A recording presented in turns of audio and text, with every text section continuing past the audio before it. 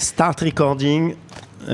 C'est bon. It's okay. I'm recording. We are the 26th of September. The time is 3. And Almost 3. And in 1 hour, our dear president, Prime Minister, is supposed to talk in the UN. Yes. We decided today to make the whole episode about the recognition by France, the Saudis, and many others. Many other the countries and states and UN member states of a Palestinian as we don't know exactly as what. Is it a state? Is it a country? So we decided to talk about that. First impressions. Go, take it from here. Okay. How was your week? Very eventful as usual, but regarding the recognition of a Palestinian state, I think it's a very important thing that happened in the world and maybe for Palestinian people and for Israelis. Of course, everyone is having an opinion. What's your opinion? I would say that at this point, I don't have like a sure opinion. I have many opinions, and I'm trying to. First of all, I support, and I've always supported the creation of a Palestinian state and the two-state solution. But also, many people supported the one-state solution lately. But let's get to the two-state solution and the recognition of the Palestinian state this week. So yeah, I support it. I just. We're in Israel, we're Israelis, and of course for us it's always about how will it affect us. When we, the Israeli, say the two-state solution, I guess most of the people don't understand what do we mean by that. Why is it called? Let's go back, we have time. Let's go back to explaining everything. Why is it called a two-state solution? Why two states? One for the Israelis and one for the Palestinians. Some would say one for the Arabs and one for the Jews. Of course, it's a bit more complicated than that. Everything is, but it's about sharing the land, and I think it's also about if we cannot live together, let's live separately, safely, in the best conditions possible. But yeah, everything is more complicated, and I'm not sure our dear UN member states who recognize the Palestinian state this week are completely aware of everything, all the conditions, what it will bring, and how to make it happen concretely. And it raises some questions for everyone, and also for Palestinians.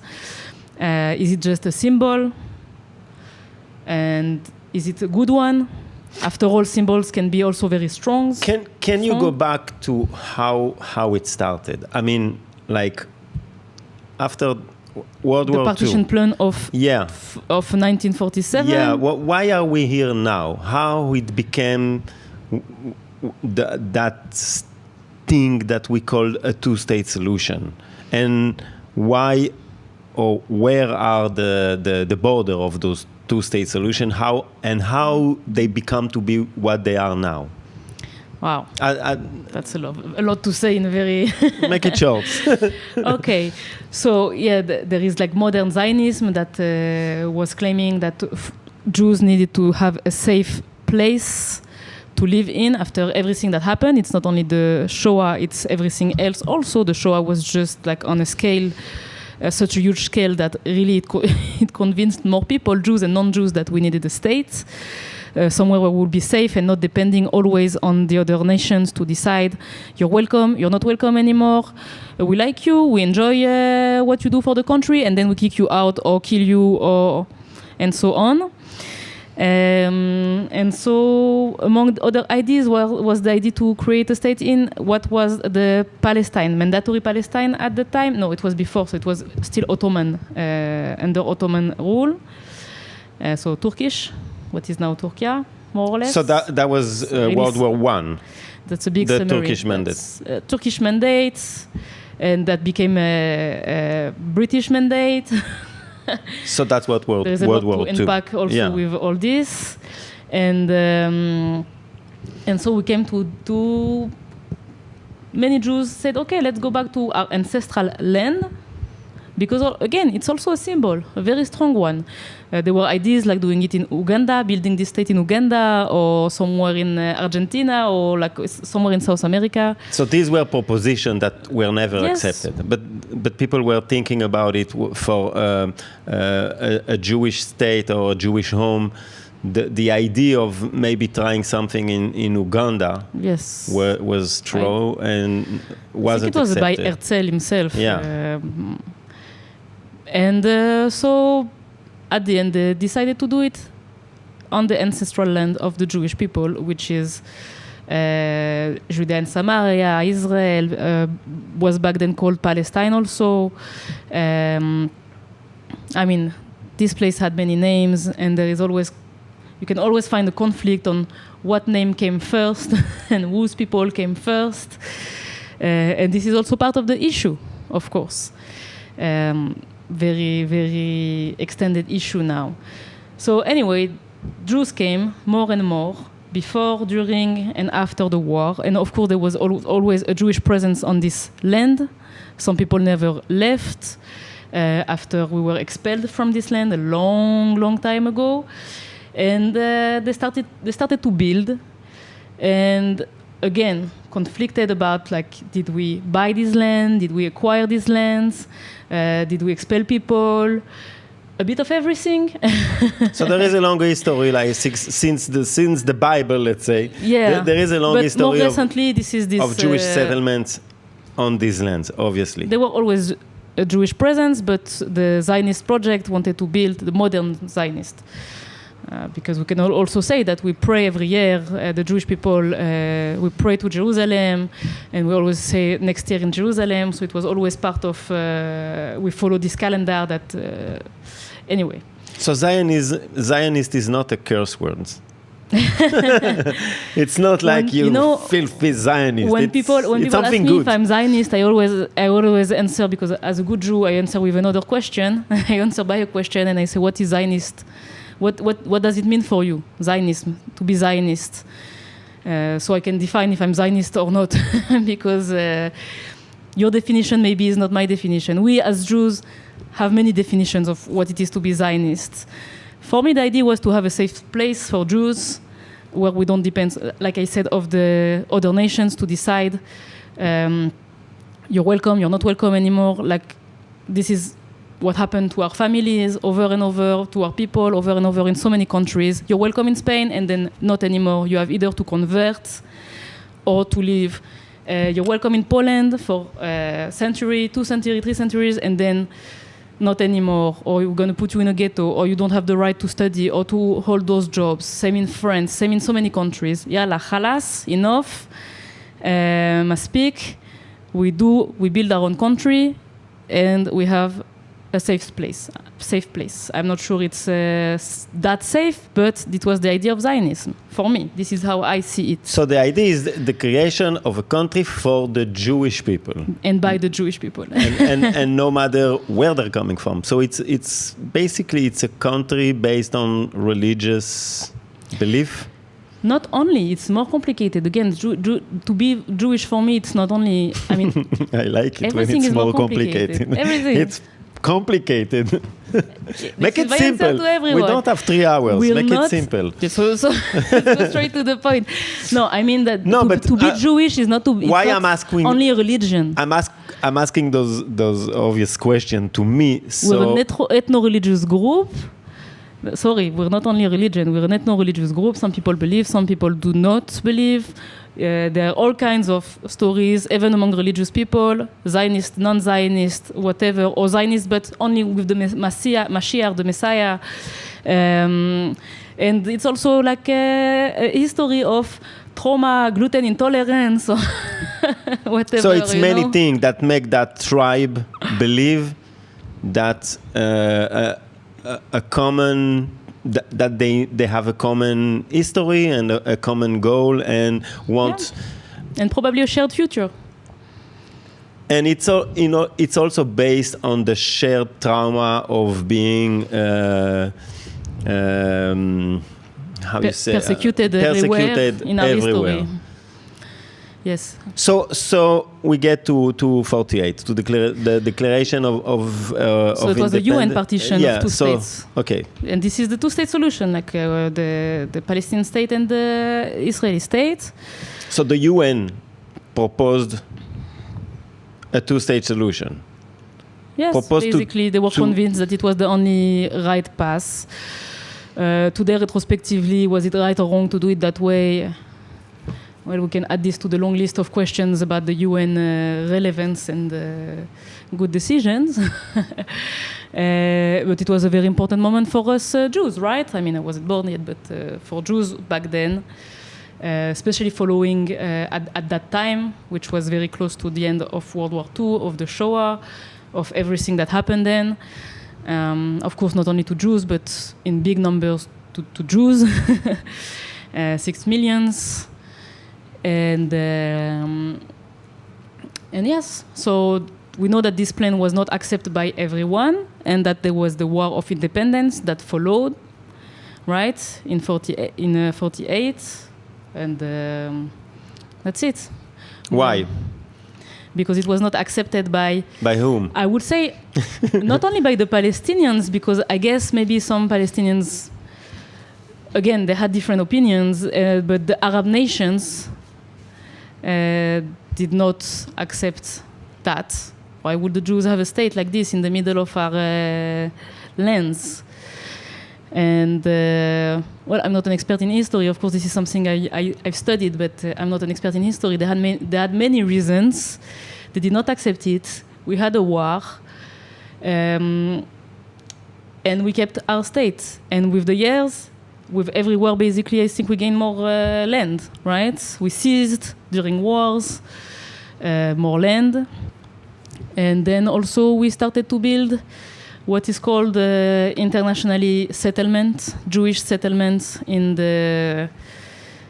areas that were under Palestinian authority. And so what was supposed to become the Palestinian state in 47, but at that time started to shrink. It wasn't supposed to be a Palestinian. I mean, I'm asking you, but I know the answer. So please answer your question. But at that time, I mean, when the UN proposed that partition, it was supposed to be partitioned between two entities, the Jewish entity and the Arab entity. Yes. There were no Palestinian per se. I mean, the term Palestinian, like as a Palestinian country, as a state, wasn't proposed. It was like for the Arabs that were living on those grounds. The term came way later, if I'm not mistaken. I mean, the term was at the time we were talking about Palestine, yes, but not as a state, as a territory in the Ottoman Empire, and all the people who were living on those grounds were Palestinians, but doesn't mean that they were like Arab Palestinians. I mean, also the Jewish were seeing themselves as Palestinians because they were living on those lands who were called Palestine. I mean, none of those, just like the Lebanon. Or Syria were not like states in the term that we use now to define states, and their independence also came around those years. This is what we said last time, and that's true. There is also the case of Jordan, that was Transjordania, and so on. So it's like many states that were not states appeared as states at this time. It's so what was the problem? I mean, why? It doesn't mean that people don't have the right to have states, of course. And this is my point with the Palestinians. They should have the right to have a state. With the Arab living on those lands, and especially with the neighbor of that new recognized country of Israel, what was the problem with them? I mean, why on the day of that declaration, on the day of the declaration of independence by Israel on that land, why they immediately attacked Israel like as a new country. I mean, the attack come from many countries. Yes, I mean it was people come from Iraq, from Jordan, from Syria, from Egypt, from Yemen. By the way, I mean, what was their problem on that? What about was the problem? Yeah, I mean.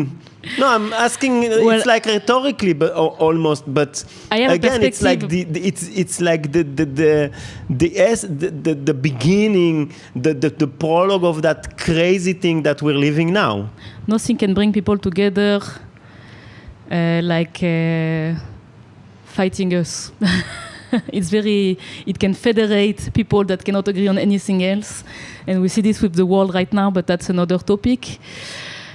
Though everything is connected, of course. Is it a religious thing in your mind? Is it anti-Semitism? I mean, really, I mean, what's the issue? What's the problem when you zoom out on the map? I think there was also like a lot of campaigns because, for example, the Mufti of Jerusalem and his family, they also expelled or killed even sometimes people who opposed them that were more moderate maybe or had different opinion. Doesn't mean that those people would have accepted an Israeli state or just like this, or things could have been different for sure, and we can only speculate on how.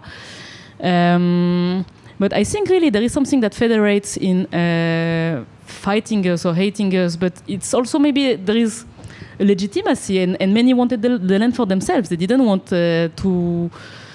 I don't think in the Arab world many people were supporting, or leaders at least, the idea of a Palestinian state, really. They just wanted this state for strategical reasons, for ideological reasons, that would be long to explain maybe now. I can refer you in the link of our podcast to books, if you want, historian books about that. But yes, they wanted to have this land, and so basically, and they didn't want us to have it. So basically, in 47, at the declaration of the partition of that land between the river and the sea. We will not spoil it for you. There was a declaration for two countries. So at that time, Palestine, I mean the other country, not Israel, the other one, was recognized as a country. Yes? It was recognized by the whole United Nations. It was recognized that it was for the Arabs that could have been the Palestinian state. So why they are recognizing it again now? I mean, what changed? Honestly, I think you have the answer more than me, because this was on my list of things to really look at, because we mentioned it last time, and I didn't go over that. But if you know, let me know. I'm asking rhetorical question just to. But I mean, I think it has to do a lot with the fact that borders, if there is still such a thing, have changed a lot. And there is a symbol, but I will let you also develop on So you're asking me? Yes, I'm returning you the question. It's a very strange Why, Ronny? Why? I mean, I think, obviously in 47, two countries were recognized at that partition, because it was... And the Jewish say, okay, we'll take it, whatever. It's small, it's not the dream country, but we're taking it, whatever. Jerusalem was partitionized. It wasn't the dream country. It wasn't the size of Israel now. No, it wasn't. It was smaller, much smaller, right? And the Arabs, all the Arab countries, and the representative of the one living on the land say no. We're not recognizing Israel. Actually, we're attacking that entity that you call Israel, and they start a war and they lose a war, and they lose. They call it the Nakba. I mean, right? Many people leave their lands, never come back. places were taken, and the wars with Israel continue in '67 when, I mean, at that time, that part that we call now Palestine, I mean, the West Bank was the West Bank of what? Of Jordany. I mean, that part was taken by Jordany in the first war, in the War of Independence. They took that place and they say, okay, this is our parts, and they were in part of Jerusalem that was liberated. For a long time, they were in charge in '67. So that all part that we call I mean, they, by the way, the Jordanian, they create the term. We didn't create that term, the West Bank. They created it was the West Bank of Jordany. They called it Cisjordany. Yeah, the part that is like that we took. Yeah. And so we didn't took that back from the Palestinians. We took that in the Six-Day War from Jordan. And again, I mean, there was no country called Palestine on that land. And same goes with the Gaza Strip. And again, a war in... the Strip was even under Egyptian authority for quite a while. And interestingly, those countries, I mean, Jordan is the first country who made peace with Israel, with the biggest Palestinian population, and that's, I think, that in itself is a very interesting topic. So that land was always, since the beginning, it was in dispute. It wasn't like, I mean, when you hear people talking on the streets of universities in the States, and I mean, it wasn't like we took that country, I mean, we, Israel, like, took that country from the Palestinian, like there was a country. There was no country called Palestine. No, and it wasn't recognized as a country, as a state, but it was called, this region was called Palestine. So we get now to the point that there are people on those lands, and those people self-recognize themselves as the Palestinians, because obviously they're not Jordan, because Jordan don't want them. They're not Egyptian because Egypt says, we don't want anything with them. And they're not Israelis because they're not part of the people that live on the land of Israel. But they're not different from the Arabs that lives in Israel. They're the same family people. Okay, so here I don't know if everyone knows that about the situation of make it the clear. Palestinian people. So we can call them by many names. Palestinian people who have an Israeli ID, an Israeli passport, Israeli citizenship in any case. Some call them Arab Israelis, or the most important thing is, of course, how they call themselves, how they identify. So Palestinians of 48, Palestinians with Israeli citizenship, Arab Israelis are the names that are mostly used. Depends by who. So the Arabs that live today in Haifa, in Jaffa, in the north of Israel, in those small villages, are Palestinians who remained where they were after the partition of 47. Exactly. Compared to in Jerusalem, it's even more complicated than that. Who was the ID or not the Israeli ID? Is more complicated, and you have the Palestinians of the West Bank / Judea and Samaria / Palestinian territories / occupied Palestinian territories, and you have Gazans. So these are the same people that were living here since the beginning, since the Ottoman ruling, since ever. I mean, I didn't check everyone's DNA test. There was the same tribes that were coming and going, and when the partition happened, some of them found themselves on Israeli territory and stayed. Some fled, some had to... And become Israelis.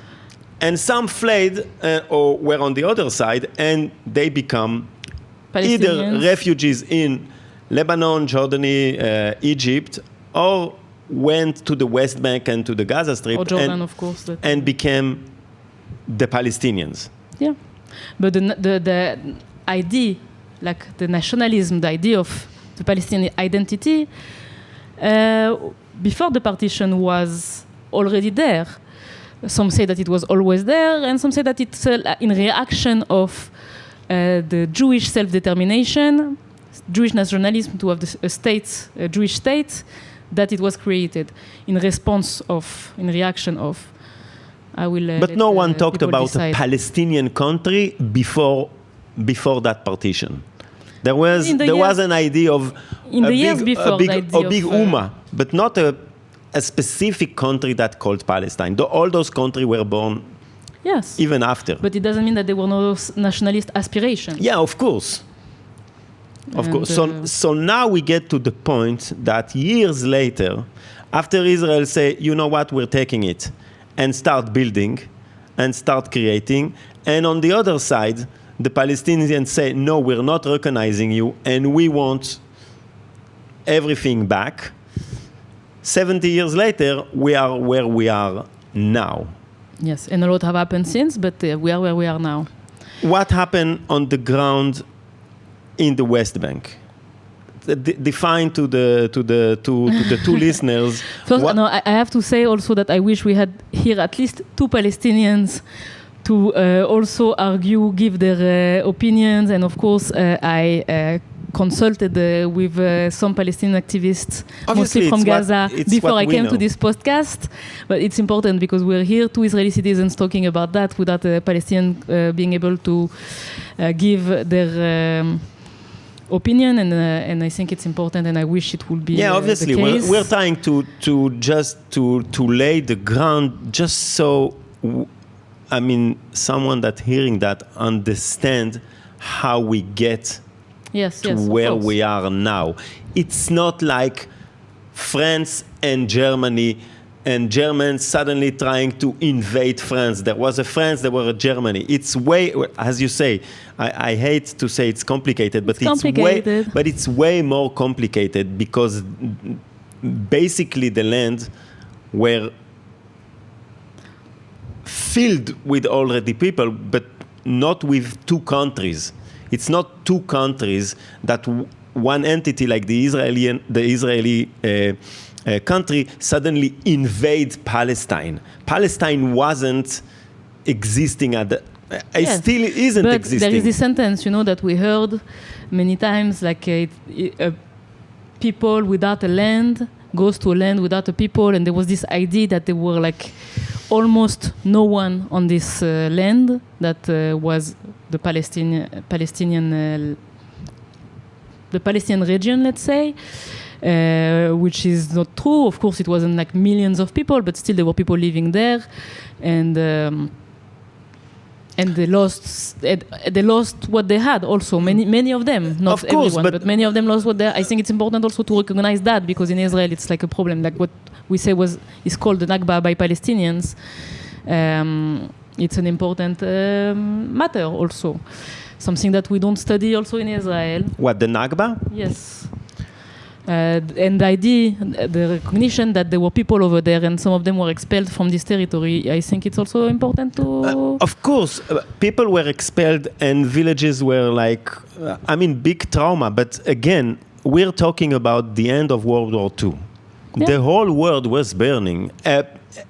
Jewish were expelled from all over the world. True. So the Nakba was going all over.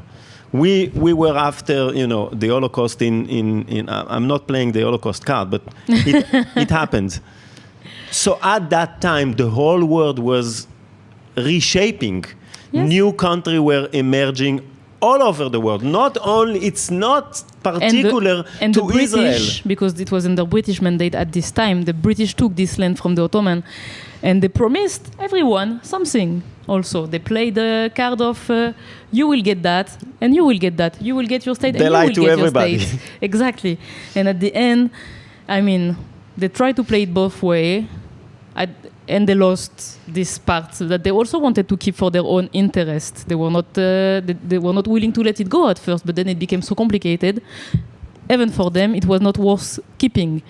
And the world was so shocked by what had happened, so they were more inclined to give us Jews a state. Also, maybe they wanted to get rid of this problem. They didn't know what to do with all those Jews, those refugees from all over the world. But again, it's not some. We're always telling ourselves that Israel is a particularly is like something strange in the world, like that one tiny country that emerged like from nowhere. That's how all the countries in the world were created, especially after World War I and World War II. Yes, all the countries, especially those around us, emerged from somewhere. And again, it's not God when I hear people saying your state is a fake state.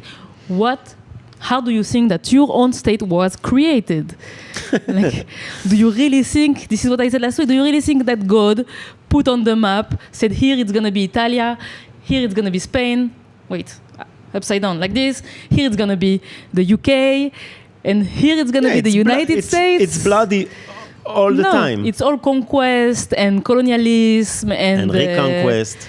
And religious aspiration and trying to convert people. And so it's all about belief. It's all, you can say that it's all state. Now to say that Israel has no history at all, that Jews have no history at all, and always saying those are white, European.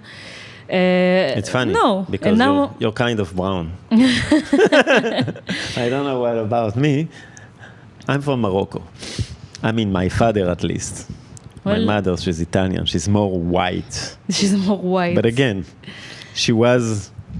So now you can say also, and that's what some Jews say, our family lived in exile in Morocco or Poland for a while. It didn't change my color, though. If you see my mother, she's way darker than me, and she's full Polish Jew from both sides.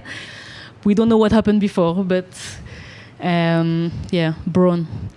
And anyway, so to go back maybe to the actual recognition of the Palestinian states, there were the Oslo Accord in the middle, and I think it's also, I don't know if you want to explain a little bit, but this was like the recognition of the Palestinian Authority. There were more than the Oslo Accord. The Oslo Accord came later. There were few accords, there were few trying to make peace. Yes. And the Oslo Accord were one of them. There were few recognition, at least by Israel, of the other side says, let's shake hands and make a country. Barak proposed a good deal, and then Olmert. And every time the Palestinian Authority rejected all the proposition, because in their mind the 47 it's everything or nothing.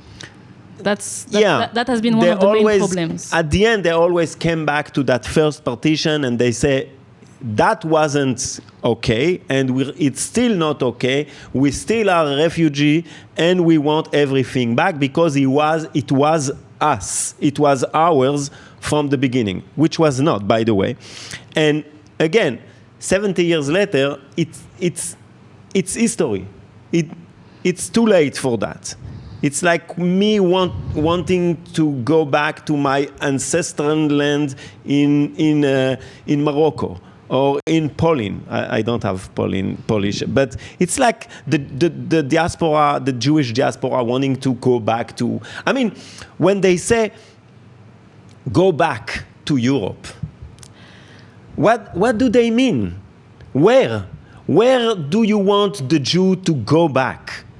No, this is like one of those issues. Again, first of all, they don't recognize, the people who use this sentence, they don't recognize at all the fact that many Jews were not in diaspora in Europe at all.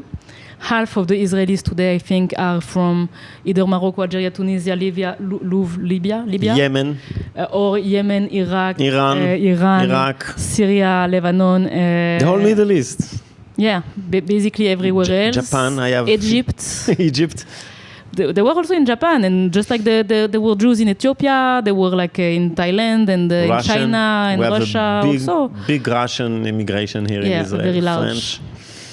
So So go back to Europe is like, but at the same time, every time we see a Jew, we make him feel like he's not welcome here. So make up your mind, just leave me alone, out of it. Even if my family was in Europe for a very long time, we know how it ended and not very well. So now we're getting to But that's not the fault of the Palestinians. But anyway, most of the people who say that are not Palestinians living in Palestine, they live abroad. They have no skin in the game, and they can shut their mouths if you ask me. I'm not sure we actually succeed to make it clearer. The short history of it will take our little much more place than, in the Middle East. But now we're getting to what's happening right now. Yes. I mean, the French and Saudis proposition or declaration of. A call for the call for UN state members to recognize the state of Palestine as a state. Yes, Macron and Saudi, and I think Macron wanted. I mean, there is also that. Can we discuss this maybe later? The fact that we see that Macron is really trying to be relevant and leave a legacy, and unfortunately, we question also because he's not always making the best decisions, let's say, in anything. So we're a bit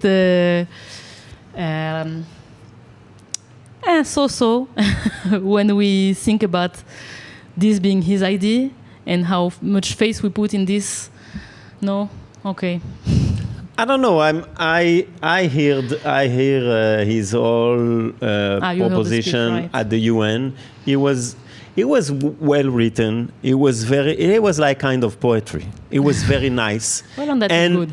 And when you hearing that, like zooming out, like trying to get in the shoes of a non-Israeli or even a non-Palestinian, like if you're hearing that with the European ears, it sounds very good. It was a very good statement. Very good declaration. It was very peaceful, very well crafted. It was very nice. But it lacked content. What do you mean?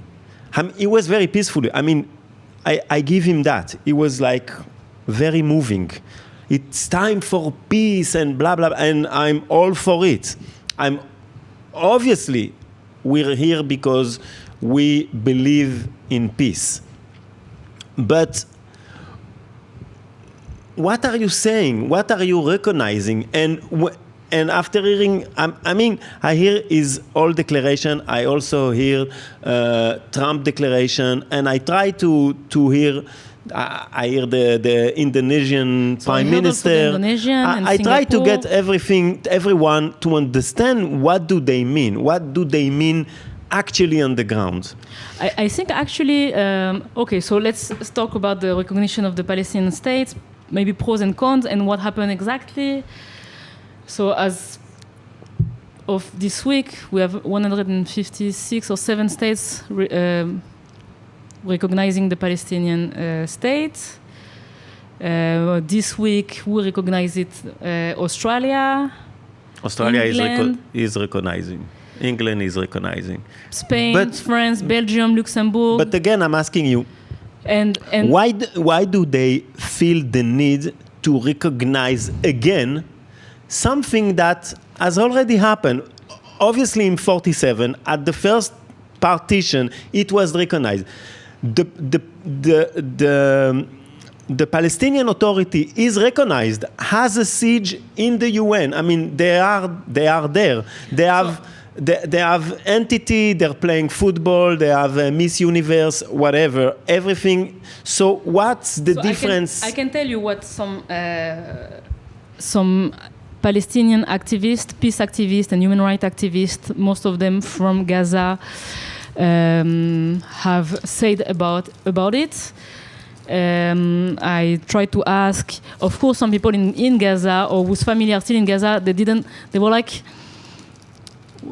why am I asking about this? You know, like their families are fleeing every day and don't even have a tent. So for them, it's not exactly, okay, you recognize the Palestinian states, but we're still dying. Yes, exactly. So that's an important also point. And again, I'm sorry that I'm using this platform to try to highlight also their words, even if I'm not Palestinian, I'm not pretending to be. But so one of the things they say, like one of them that is, and they're all anti-Hamas activists. That means that they have been targeted by Hamas because they took positions against the Hamas many times.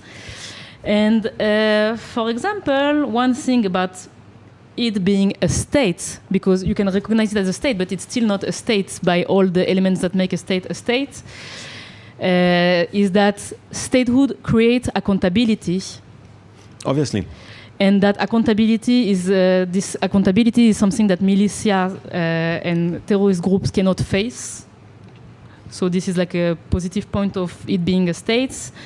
And that only states and government can monopolize power and delegitimize armed groups and militia. And without this recognition, Hamas fills the vacuum and thrives on instability. They always have and they always will. So that's like one known Palestinian activist born in Gaza. Another one that is also very known for his positions against Hamas and pro-peace.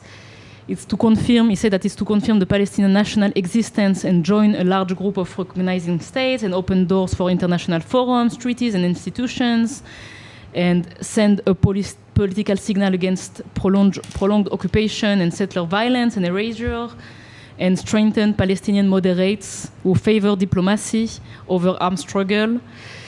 That's the pros that I found more or less in the among Gazans.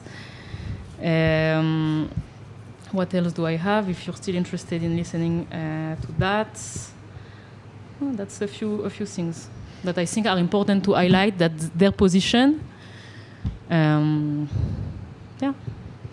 What do you think?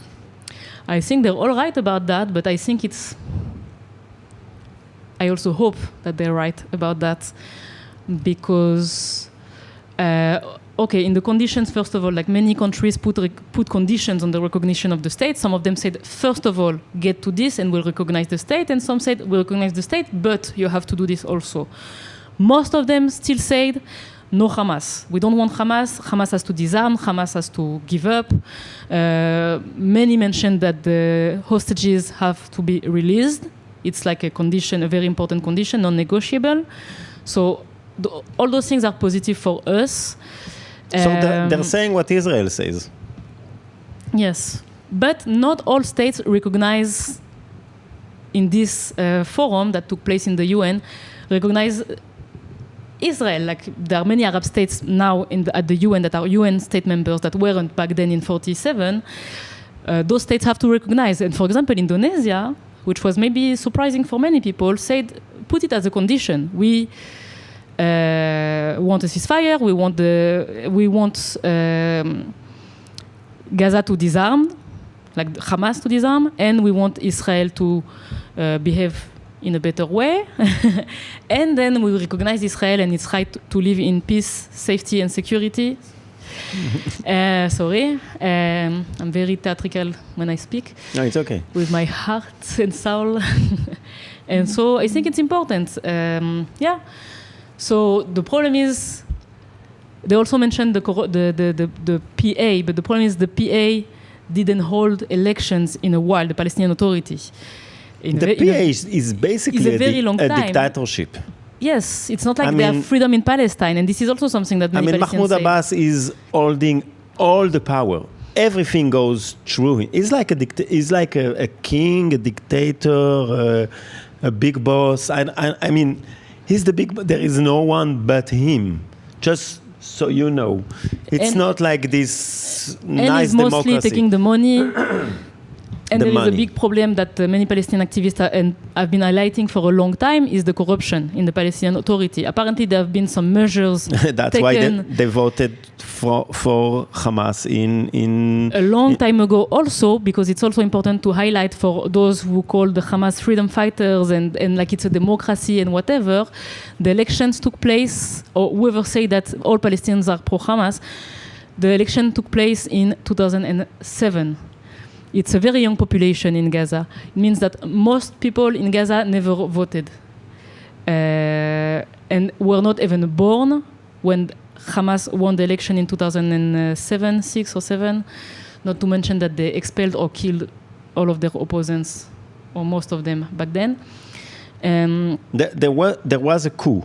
So they're for sure not democratic. I mean, the PA tried to reverse the election, and they try to eradicate Hamas, and Hamas showed them who's boss in the Gaza Strip, and there were like horrible killing, which and in the Gaza Strip Hamas wins, and obviously eradicates everyone who was PA.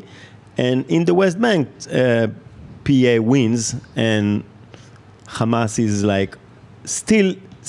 And we don't have more elections. No election on both sides. In the Palestinian authority, I mean, some say that in the West Bank and Jerusalem, like if there are no elections on the other side, is that because they're afraid that maybe Hamas will win. So about this, I don't know, because.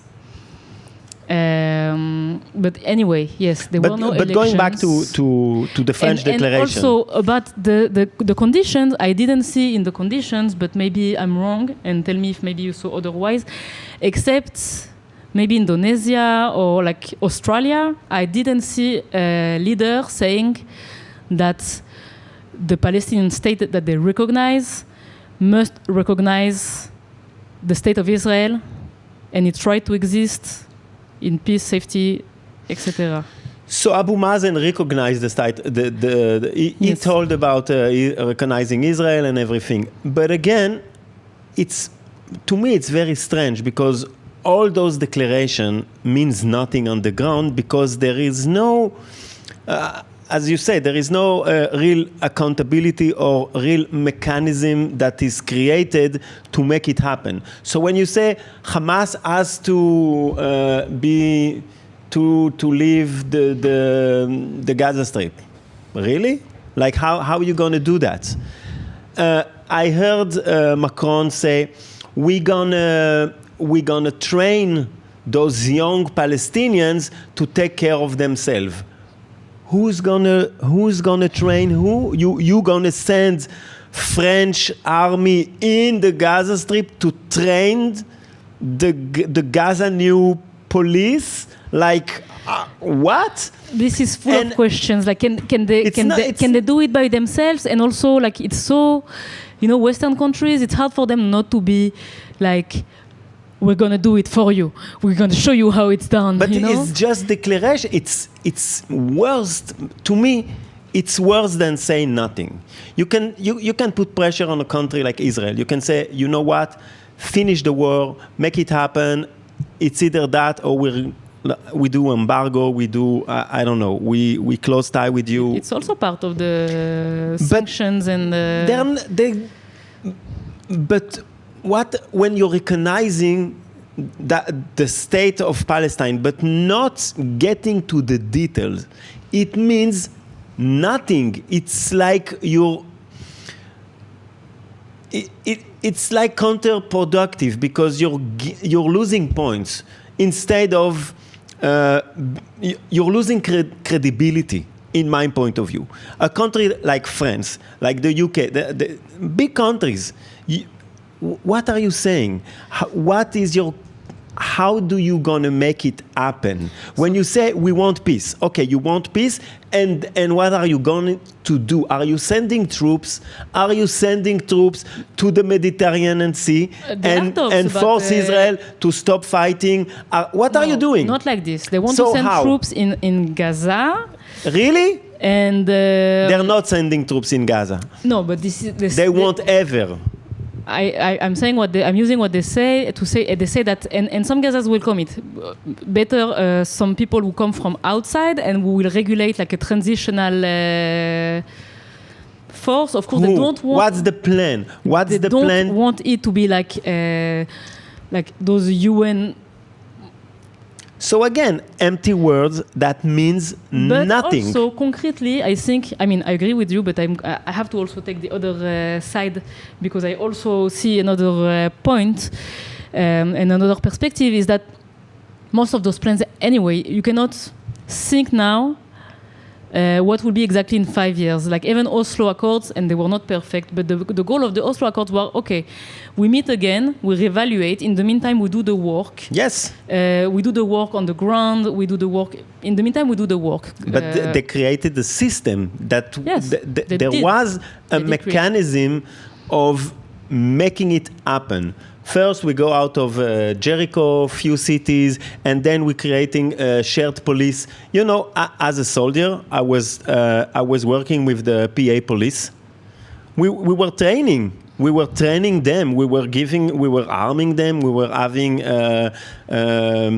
routes that we were traveling together with the Palestinian police. I mean, there was a mechanism on the ground. That would be a nice. And here it's like nice, nothing. It's like just word and people applauding, and then nothing. And so it's counterproductive because again the Palestinians are left alone. Nobody comes. Nobody actually do something on the ground. So Macron is coming back to Paris, and it's like, wow, you finally did it. Yeah, I made. You did nothing. You're just talking. I hope what they will do is, of course, it's proving the emptiness of the UN, because when you don't have tea and you're only barking, at some point everybody look. I mean, Netanyahu is not stupid. I want to tell you what bothers me. No, he's not stupid. He's many things, but stupid is not one of them. I want to tell you what bothers me. What bothers me is that, I mean, it's okay to put everything on the Palestinian Authority, but maybe they put a lot of faith in this Palestinian Authority at this point, though they ask for reforms and everything.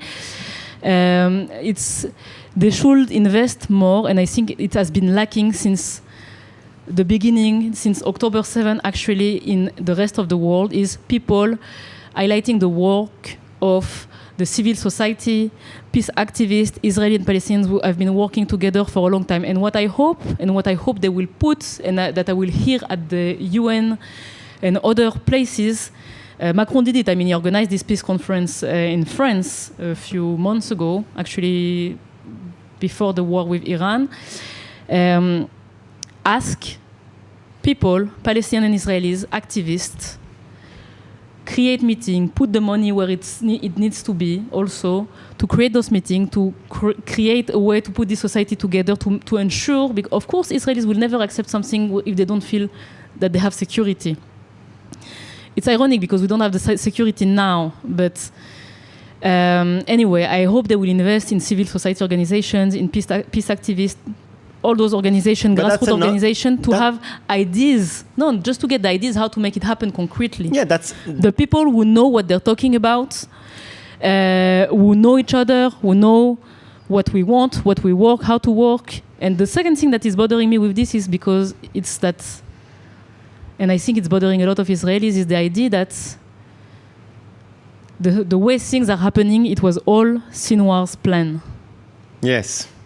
To get these people in such a catastrophe, basically this is what Hamas is saying. We're sacrificing our own people, right? We're sacrificing our own people, the blood of the martyr, to bring this, a Palestinian state that will maybe not guarantee even, not that they will have democracy, not the safety of the people in Palestine, and not the safety of Israelis. No, they never ask for. I mean, again, it's so funny. What happens the day after the partition in 47?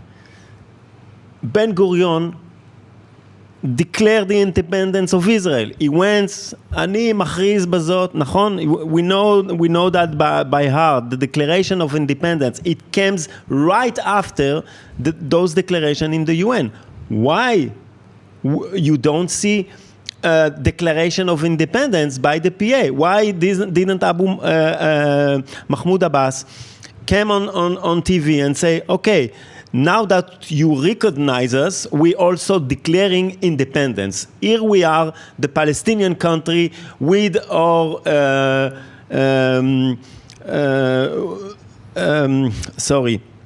with our capital in Jerusalem, Ramallah, wherever.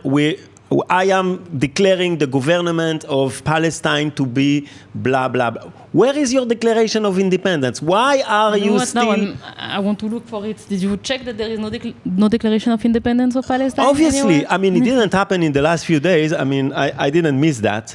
No, but before that, I certainly have no memory. Before that, there wasn't a declaration of independence because always the Palestinian PA rejected a declaration of independence that is not on all the land. But Yasser so that's Arafat why. Did recognize What? Yasser Arafat.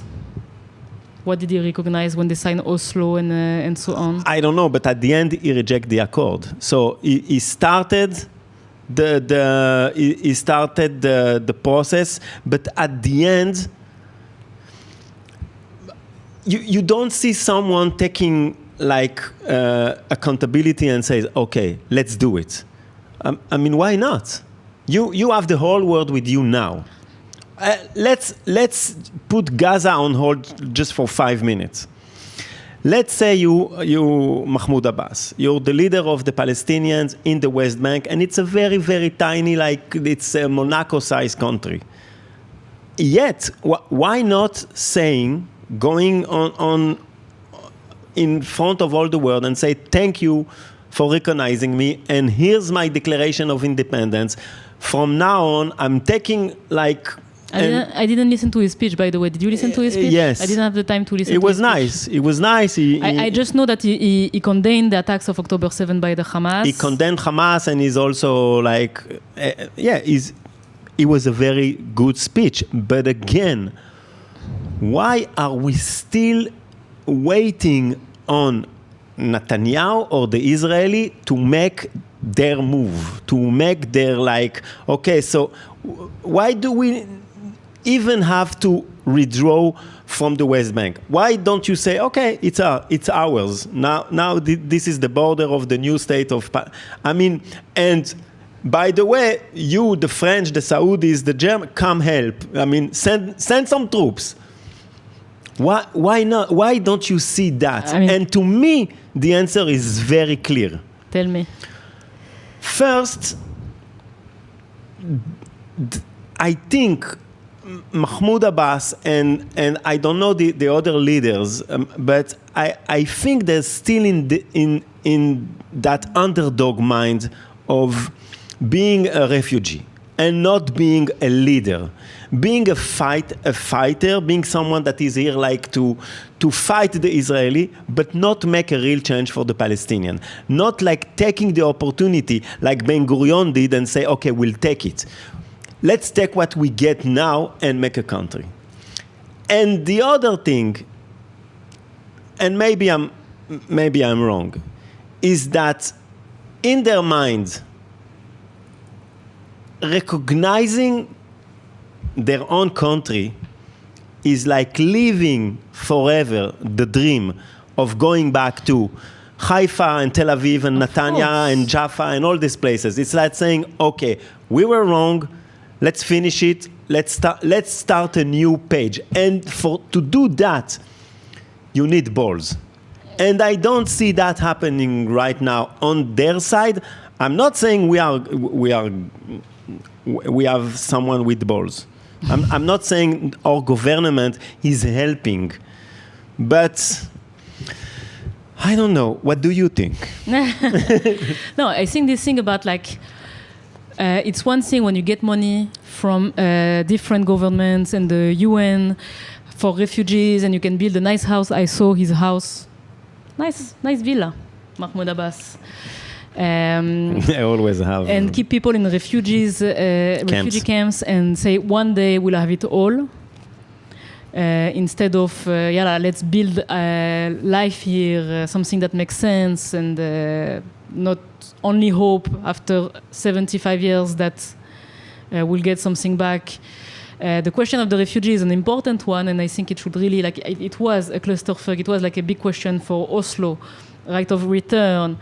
Just like the capital, Jerusalem, Ramallah, like it's a complicated issue. It still is, and maybe they don't want to take the responsibility. They don't want to work on this. It's too hard to work on, or to give up, or to announce it. No one wants to be no one wants to be the one who say that, and it's his legacy. At the same time, they're taking the risk of, your legacy could be, you could be the one who solves those problems and certainly build the Palestinian states. It could be you also. But the problem is like the clock is ticking, and on the other side, you have the Ben Gvir and the Smotrich and those extremist Israelis who also want the whole land, who also believe.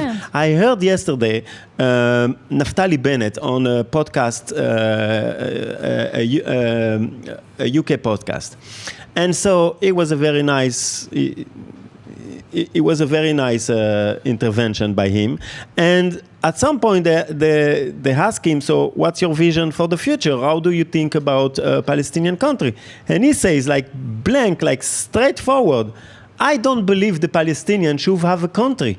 He was like, there is enough, and you're talking about someone that was a former Prime Minister of Israel, and also believe that he is going to be the next Prime Minister of Israel.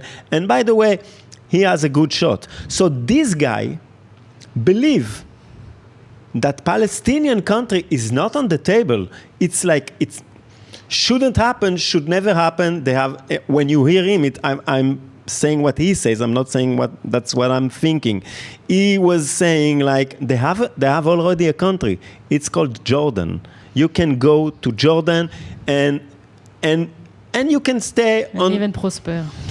So from the point of view of the Palestinians, I don't understand why aren't you seizing that opportunity, because time is ticking. The Israelis want to, most of them today, after 7th of October, most of them, maybe you and me not, but there are very few lefties left that believe in the two-state solution.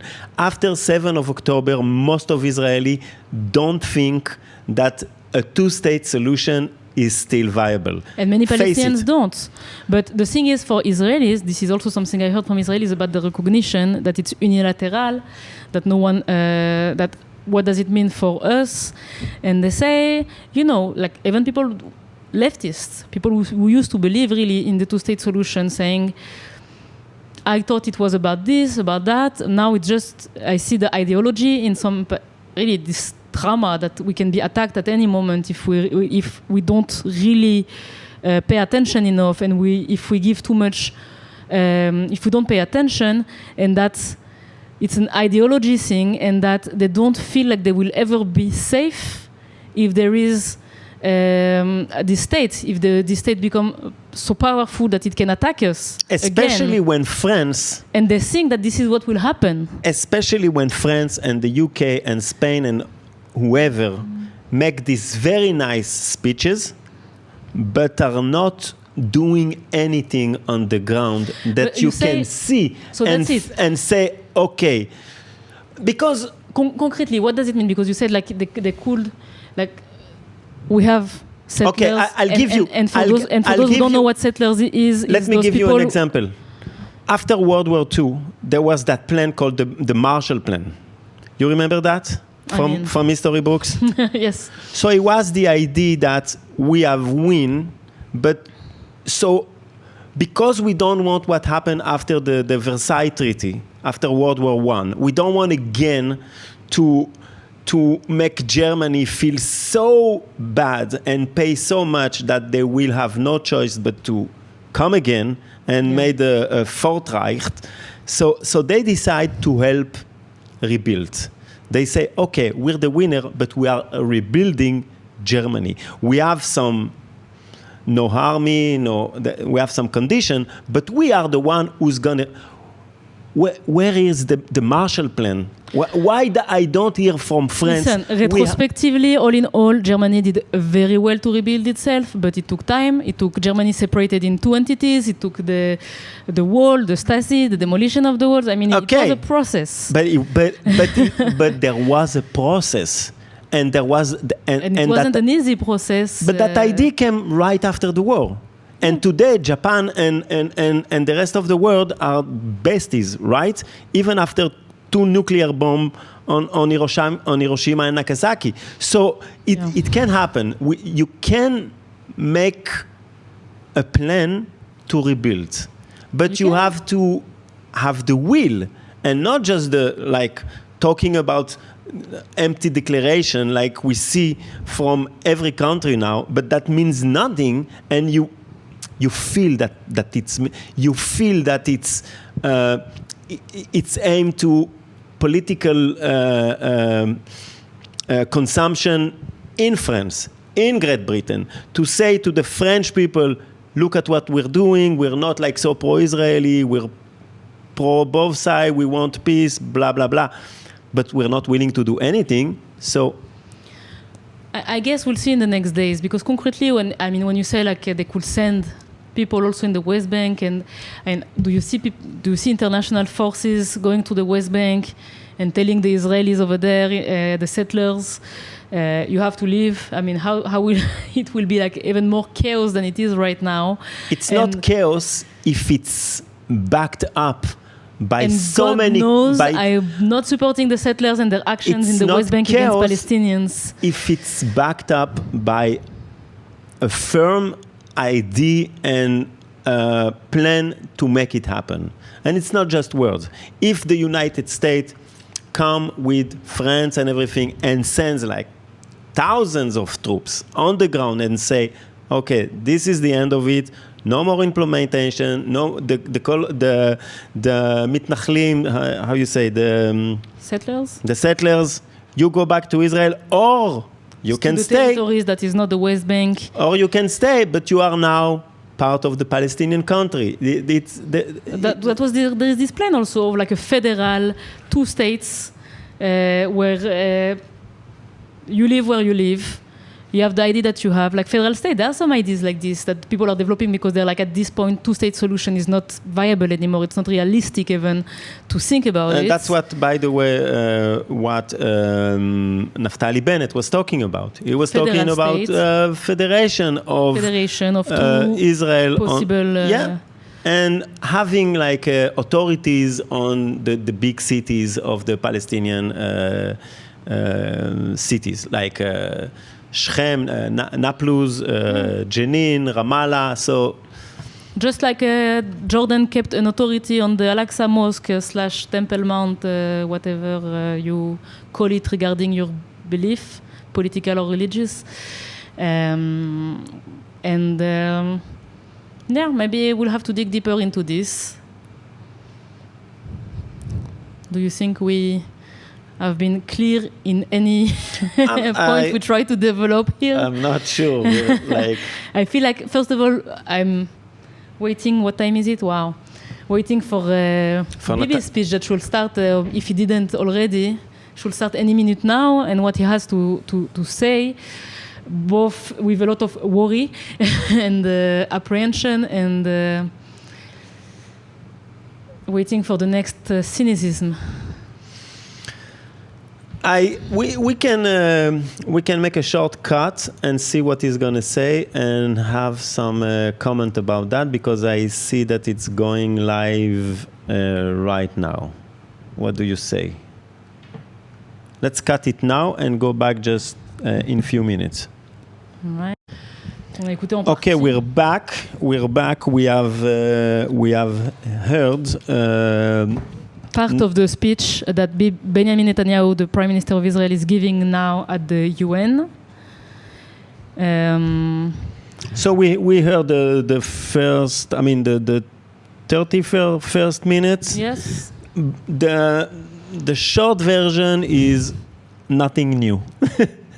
He didn't say nothing of importance, nothing like I'm all for peace, yes, kumbaya, recognition of state of Palestine, I'm all for it. He was actually he gave some number, I'm not sure where they come from. He said that 90% of Palestinians supported the Hamas attack on October 7, and he said that 90% of Israelis are a two-state solution. I have no idea where these numbers are coming from. So there were some polls in the Palestinian streets after 7th of October asking of supporting Hamas. You can't really use those figures because polls in the Gaza Strip, when the one doing the polls are Hamas, you won't tell them in their face that you're against them, I guess. But yeah, we've seen lot of celebration, and we've seen also lot of, I mean, on the 7th of October, we've seen a lot of people like coming from the Gaza Strip to Israel, taking part of the massacres. I mean, not only the Nukhbot, but also civilians. And so, I don't know. And he also says that it still doesn't mean I want to say that it represents 90% of the population. Yeah, of course. And we don't know how it was presented when we saw these kids celebrating and etc. We have no idea what. I mean, there were many different situations. Again, I'm not saying there were no support. I'm just saying 90% is a high figure, and I have no idea how he found it.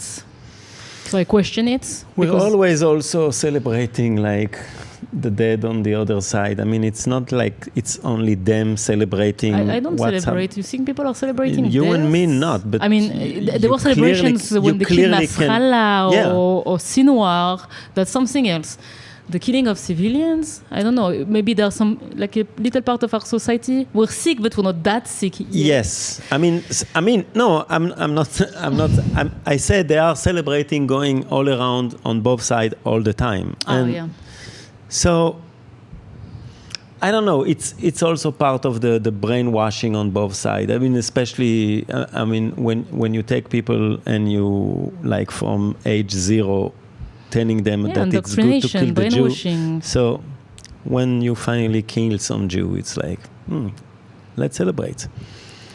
Anyway, Netanyahu didn't say anything like of real substance about that recognition of the Palestinian state. He was like actually against it. He says that it's not surprisingly everything that we thought that he's gonna say. I'm against it. It's a reward for Hamas. It's a reward in 7th of October. It's like giving the Taliban a country after 9/11. But I think his point of like it's rewarding Hamas attack, I think this is something that is like he found also in the reality of our society now, that we have this feeling that it's rewarding them and giving them more opportunity to do so. Anyway, it's been a long day, and we should comment more maybe next week. And we'll see what happens this week. Maybe there will be some change on the ground. By the way, this week the flotilla coming from Spain, originally, and then Tunisia is supposed to maybe arrive. Yes, tomorrow, the day after. Sure. I think they're in Greece. The Peace Flotilla, so it's like about 40 ships that are coming to deliver aid, like to food and block the siege. And there was some trouble in paradise, but that's something else, and we'll see. So Greta is coming, so maybe we'll have something to comment on that point. Anyway, I hope we have made some... and we'll try to also bring maybe a few Palestinian speakers, if we can, on Zoom. If we have a way to make this happen, we will try. Yes. It's very important for us to have their perspective also, and them speaking in their own name. And again, if you have questions, if you have some remarks, if you want to... If you're a Palestinian who wants to say something, go for it in the comments, and we'll contact you, and we will have you with us. All right. You know that yesterday we had you... Where were you in the attack yesterday? Home. Every day, by the way, just to finish on a positive comment, every day we still have missiles attack here in Yeah. Israel. So yesterday evening, I was home. We were actually, I was home. My daughter was asleep, and we had to run to this shelter because like I said last time, I don't always run to the shelter when it's from Yemen, because also I found myself many times without a but shelter. after I told you, also don't. I found myself many times also with Hezbollah, but in the train, in the car, in the bus, where there is absolutely no shelter around. You're a busy girl. And, only once with Iran also I was on the road with my daughter. That was a bit more scary. And yesterday I said, no, I'm with my daughter. I'm going to take her to the shelter. And then it's like, everyone is like, you have the kids with the babysitter, you have the dogs, you have the people that are completely stoned that had like, they smoked a lot. You can still smell the weed on them. I take my landlord with me in the car. She's like 82 years old. And we have this guy that lives around us. He's also 82, and he's starting to talk about. And there is the kids that go on their own because they know already. You know, they're 10 years old, but they know if they're alone at home, they know what to do. They know what to do. And this guy is like, "Do you like gvinat seuba?" In the middle of Do you like yellow cheese? Do you like yellow cheese? Yeah, I'm buying now in a new place. It's 88 shekels the kilo. It's a very good one, and it's not that expensive. And everyone is, what? So this is, anyway, this is what happens in shelters, in bomb shelters during attacks. What about you? Did you talk yellow cheese, cucumbers? I was already in bed. I was like almost sleeping. Watching Star Trek. And then I was like, okay, we gotta go. We went down to the shelter, which is not, I mean, it's the small shelter for Yemen. We have the big shelter from Iran. We talk about that already. Yes. And there is the small shelter when it's like, okay.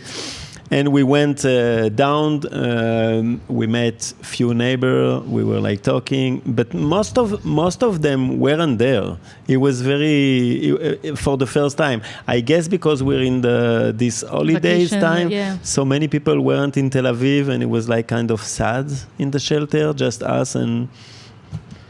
Well, I will invite all your family to our shelter so we can talk about the price of the cheese. It's strange. It's so strange that it is our reality. And it wasn't the biggest event, of the day, far. Yes. Far. Like it was just like a normal thing to finish the day, Yes. Just 11 p.m. watching Star Trek and Going to the shelter. See you next week. And Happy New Year. yeah, and mabruk to the Palestinians who are happy about it. I don't know.